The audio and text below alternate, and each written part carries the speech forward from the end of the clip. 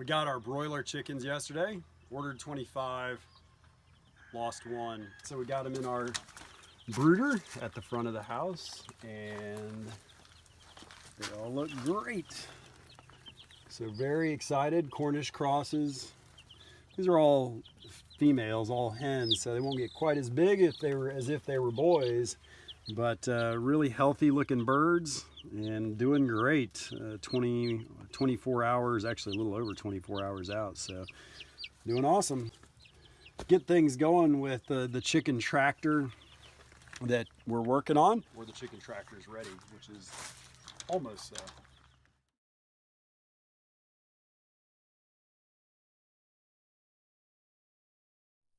Hard to believe that was 33 days ago already, and time flies. So the chicken tractor is obviously done. We're gonna move it real quick, and then wanted to walk through it and just talk about some of the things that don't like, would do differently if we built it again, and a couple other features, things that we have done to try and make this a little bit easier.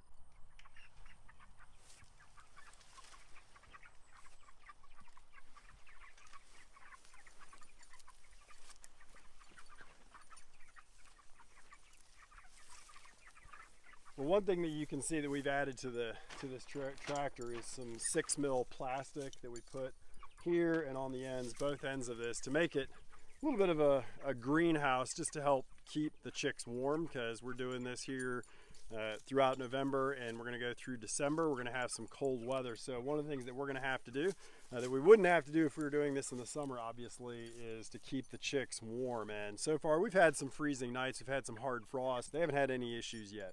So we built this just as the plans in John Suscovich's book, as he said, and then try it out and see how we like, what we would do differently if we were to do it again.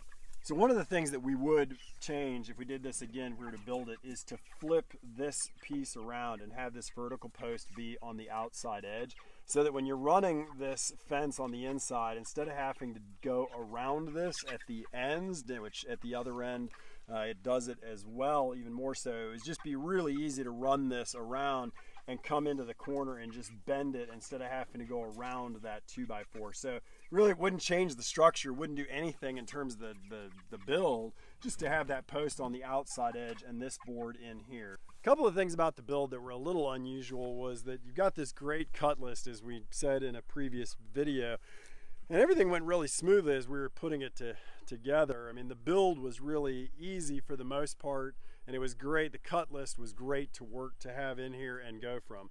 The only challenge is that if you look closely, is you've got these corner braces, angled corner braces that are shown in here in all of these drawings, but they are not in the cut list. They're not really necessary, but things like that don't really get explained when you have the layout and actually putting this together. It worked out fine, but it was a little bit confusing because you're sitting there looking at a build out from the plans, and there's pieces shown that you don't have, and it also doesn't say exactly how this part, the door, is supposed to go together. I mean, it's pretty intuitive. I mean, you'll figure it out a little bit, but just to say, for some folks, if you get this, that part might be a little confusing. One thing we did not have out here on this part of the property was water to get to the chicken tractor, because we wanted to use this one part of our property where there is grass, but there's nothing else happening out here. So we needed to put in a yard hydrant. The water lines were already existing from when we did the work on the inside of the Quonset hut. The previous owners had already run a line through the slab out here, and it was just stubbed out, never did anything with it. So we tied into that, put the yard hydrant in out here. So the one thing that we're doing a little bit differently than the way John Suscovich does in his book, or talks about, or other people have done it, they've got the bucket, a 5-gallon bucket with nipples hanging down underneath that you fill up. And that would work, and it also is something we will have to do when we have really cold nights or freezing weather, but something we wanted to try for next spring and throughout the summer, to hopefully make this even a little bit more automatic when we move it and not have to go out and water, was to put in a pressure reducing valve on here. So we've got this all the way down, you can see, to as low as it will go. It's the lowest setting it'll go on, and I can take this off just to show you how this gets how low this will go down.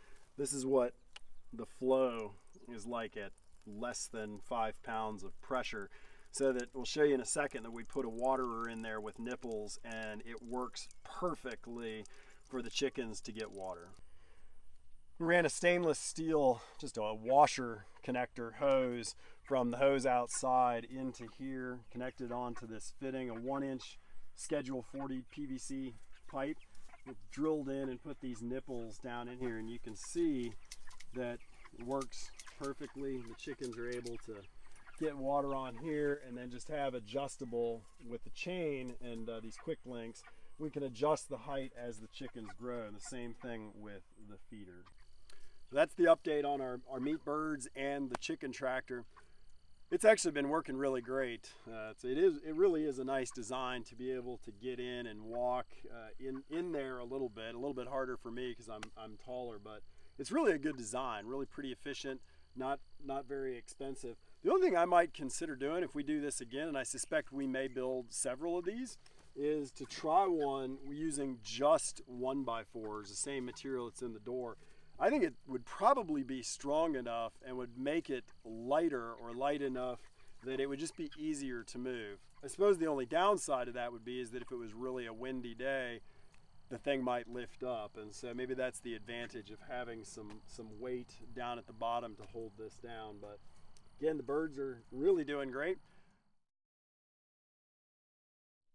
Only other big update from the farm was with our bees. We were late getting on our varroamite treatment this year with the oxalic acid vaporizer, and unfortunately 2 of our hives absconded. And in doing some research about it, it's not colony collapse disorder and it wasn't starvation. It's pretty specifically an absconding because of a heavy varroamite infestation. We've been in the hives, but 2 of them must have just gotten really bad pretty fast. And the bees' response, as I understand this, is that when they've got that sense their house has been invaded, they know something's wrong, and their best sense is that it's the hive itself, and they abscond.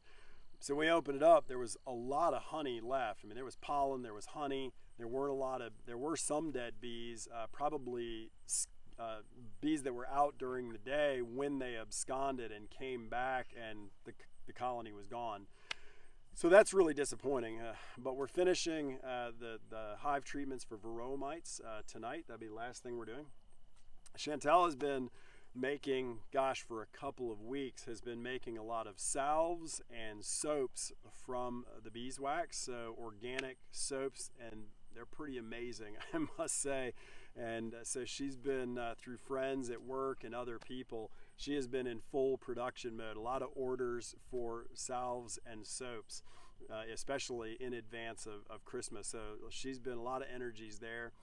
We did process a number of ducks. We'd had some Muscovy ducks that we hatched out. When they grew up, 4 of them were drakes and really presented problems there. They're really aggressive and killed one of our ducks, our other ducks that we had bought, blue Swedish, and were singling out our drakes and some of the other ducks and just exhausting them, just keeping them from the rest of the flock. So we had to process a few ducks, and hunting has been, been out hunting, and the deer just aren't coming out during the day, legal shooting hours. You can see we've got a lot of deer coming out on our property. We've got a bunch of them, but they're just not out when I'm out there or we're out there hunting. So maybe now, between now and the end of the season, January 1st, we might have a little bit better luck with that. But other than that, that's it. It's been really busy with work, so not as much going on out here. Getting ready, hopefully, over the Christmas break to get back to the Quonset hut. So that'll be that project. And also looking at some chicken pluckers and scalders and other things for these guys to do that. And also just getting ready for next year, where we hope to do a lot more meat birds on the farm. It was 16 days ago when we shot that footage for this video, but we've just been so busy, have not had the time to edit the video or get it uploaded. So before we get it uploaded today, which we will do, I figured we'd come out here. It's raining a little bit, but try and get a little extra footage of the birds and how much they've grown in 2 weeks. They really have. They are starting to put on some size. We did lose one bird about a week ago. Not sure why. Couldn't see anything wrong with it. Just came out and it had passed away. All the other birds seem to be doing great. We'll process these on January 1st, so roughly around New Year's Day. And that's it. I'm gonna go inside and get this tacked on to the video, and we'll get it uploaded. Hopefully over this Christmas break, we'll have a little bit more time to put together some more videos, projects, things that we're working on. And well, until then, until the next video, hope everyone has a very Merry Christmas. Take care and God bless.